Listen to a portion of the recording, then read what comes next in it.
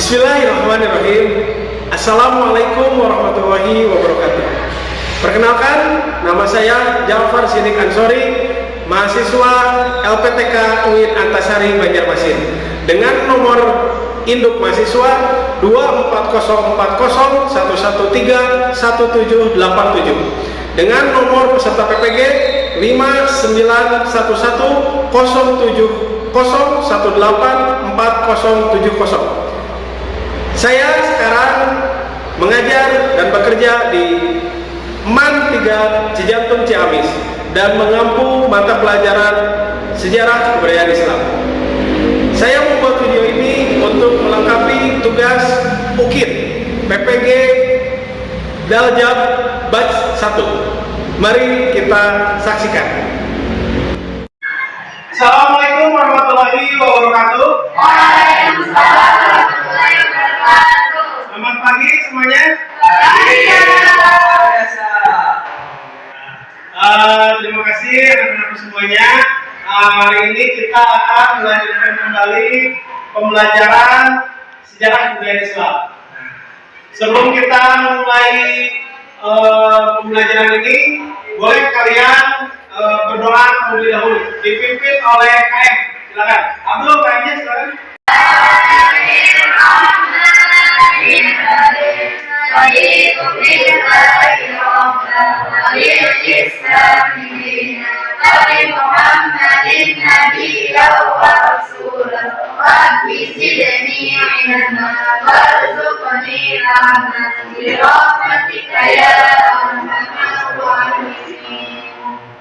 Terima kasih anak-anak semua.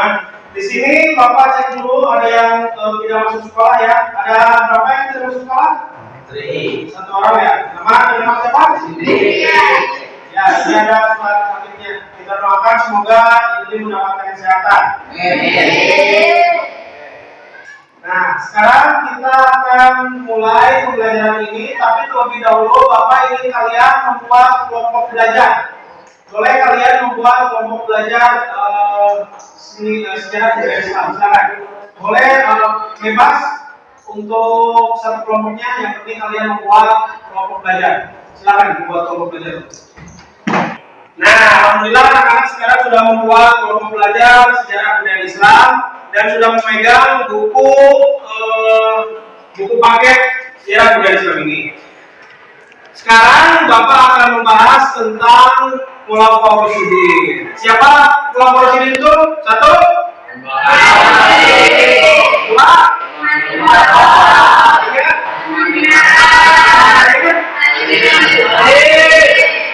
Khulafaur Rasyidin itu adalah orang yang itu bukan, kalau itu asal awal loh. Kalau Khulafaur Rasyidin adalah pengganti orang-orang yang mendapat petunjuk dari Allah Subhanahu wa taala. Tapi ingat, Khulafaur Rasyidin bukanlah seorang nabi, tetapi melanjutkan siaran Islam yang Nabi Muhammad ajarkan setelah beliau wafat. Oke. Kita akan bahas dulu Khulafaur Rasyidin yang pertama itu adalah siapa? Oke. Di sini Bapak sudah mempersiapkan satu tayangan tentang Khulafaur Rasyidin Abu Bakar As-Siddiq. Kita lihat dulu videonya. Kalian perhatikan dulu video yang Bapak tampilkan. Nanti setelah itu Bapak akan memberikan satu tugas untuk kalian dan makna dari video tersebut ya, kita lihat.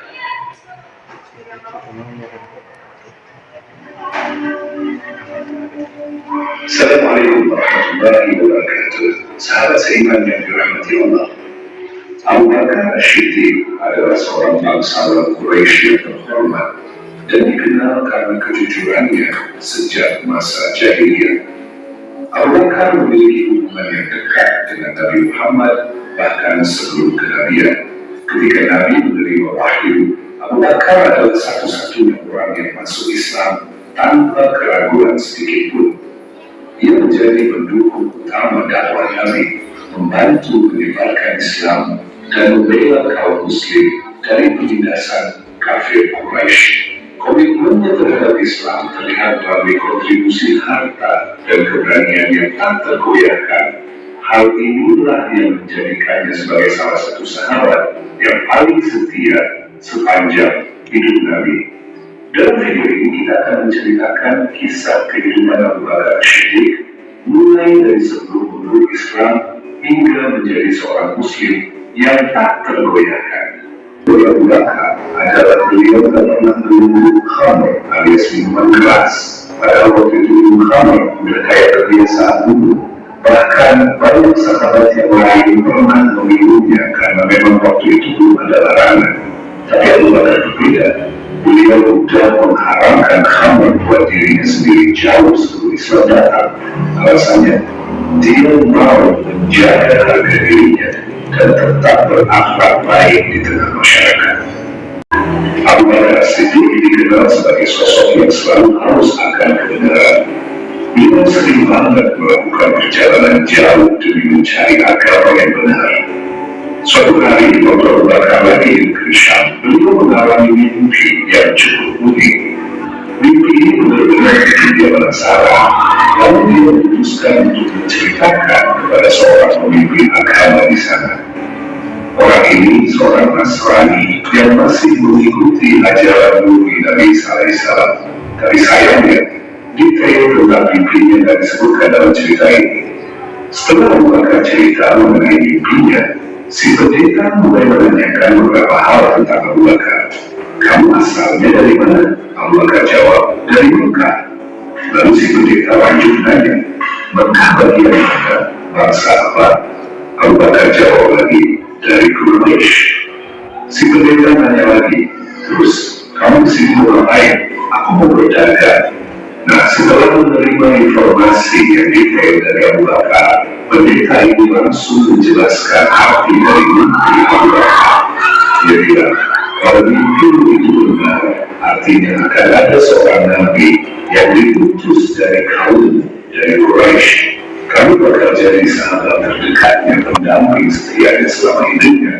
Dan nanti setelah dia meninggal, kamu akan jadi khalifah penggantinya. Beliau dalam kelebihan aja, beliau pasti ngajak orang lain buat tahu juga tentang Islam. Dan hasilnya, banyak banget sahabat yang masuk Islam melalui peran Abu Bakar. Bahkan, dari semua orang yang dijamin masuk surga, 6 diantaranya masuk Islam berkat peran Abu Bakar. Mereka adalah Utsman bin Affan, Abdurrahman bin Auf, Talha bin Ubaidillah, Sa'ad bin Abi Waqqas, Az-Zubair bin Awwam, dan Abu Hurairah bin Jarrah. Mereka semua bukan cuma sahabat Nabi, tapi juga orang-orang yang sangat menginspirasi dan memberi kontribusi yang besar dalam perjuangan Islam. Bahkan sebelum wafat, Umar bin Khattab pernah berpesan, kalau aku meninggal, pilih khalifah berikutnya dari 6 orang ini.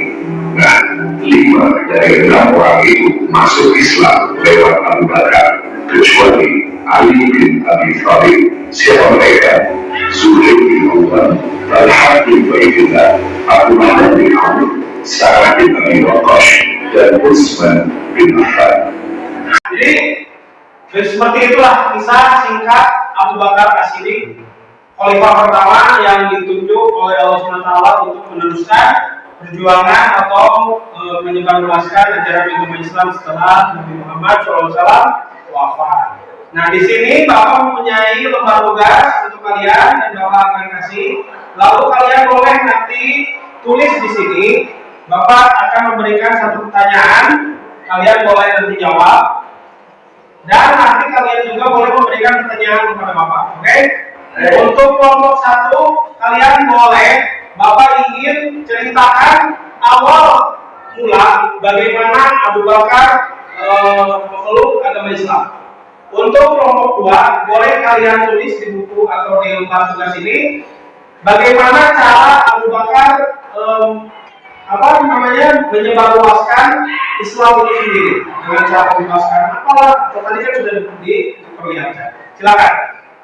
Waktunya cuma 5 menit untuk mengajarkan itu.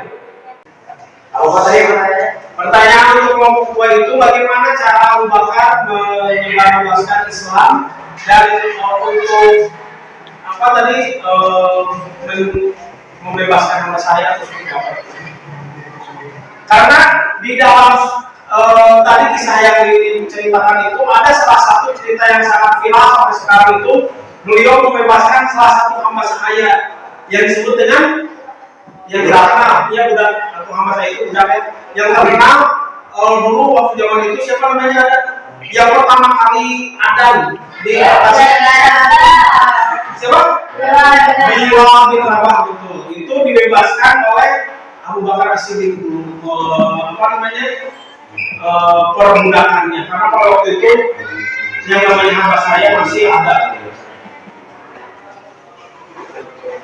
Bilal bin Rabah akhirnya menjadi salah satu orang yang paling pertama mengumbarkan adzan di atas Baitullah atau di Mekah, gitu ya.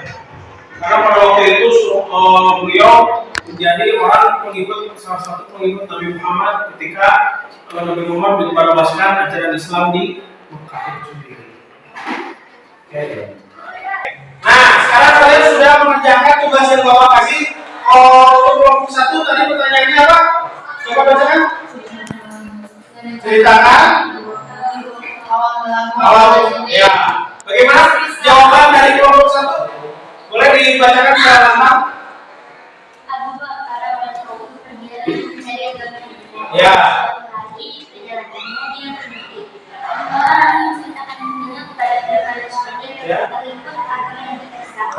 Tuh. Ya.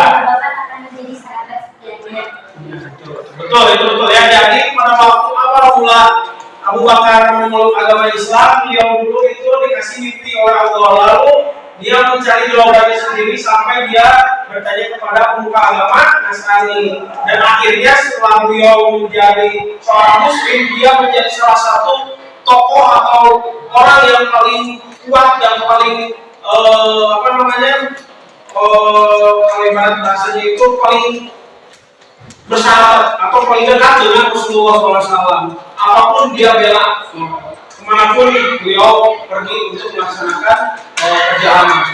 Betul, untuk kelompok 1 Bapak kasih nilai 100. Oke, ini untuk kelompok 2. Apa tadi pertanyaannya? Bagaimana cara minimalkan ya agama Islam? Ya, bagaimana jawabannya? Yang pertama dengan cara membebaskan budak dan mengajaknya masuk Islam. Betul. Berdagang sambil berdakwah dan melakukan perjalanan jauh. Tuh, oke. Nah, itu pun betul ya, karena pada waktu perjalanan untuk menjadi seorang khalifah Rasul Abu Bakar itu terus-terusan bersama dengan Rasulullah SAW. Jadi bagaimanapun ketika wafatnya Nabi Muhammad SAW, Abu Bakar As-Siddiq itu sama caranya, cara bagaimana untuk meraih simpati orang-orang untuk Islam itu dengan bukan cara kekerasan, tapi justru dengan cara lemah lembut, dengan cara berdagang. Lalu beliau pun seorang yang dermawan dan dia selalu membebaskan apa tadi, hamba sahaya atau budak. Yang paling terkenal itu adalah salah satu kisah tadi yang Bapak ceritakan adalah Bilal bin Rabah. Dia dibebaskan oleh Abu Bakar As-Siddiq dan menjadi salah satu pengikut atau salah satu orang yang yang disebut dengan pengikut setia. Dan perlu kalian ketahui tadi untuk dibahas, Abu Bakar As-Siddiq itu salah satu ashabul awal. Ashabul awal itu apa? Orang yang Islam. Dan bahkan berkat beliau pun banyak yang ikut Islam melalui jalur dia, gitu ya. Ibaratnya Nabi selain Nabi Muhammad, Abu Bakar Siddiq pun menyebar luaskan agama Islam, dan banyak orang-orang yang masuk juga melalui Abu Bakar Siddiq, seperti salah satu di antaranya adalah khalifah ketiga kita adalah Utsman bin Affan. Itu pun menjadi seorang muslim sejati oleh berkat ajakan dari Abu Bakar Siddiq. Luar biasa. Bapak kasih 100 juga untuk kelompok dua. Untuk materi ini, Bapak mau bertanya sama kalian, sudah mengerti? Ya. Apakah ada yang mau dipertanyakan? Ajukan satu pertanyaan saja. Untuk dari nomor 1, boleh ada yang tanya dulu. Sebutkan nama dan kelas. Perkenalkan, nama saya Muhammad Farhan. Saya dari kelas 3 mau bertanya. Ya.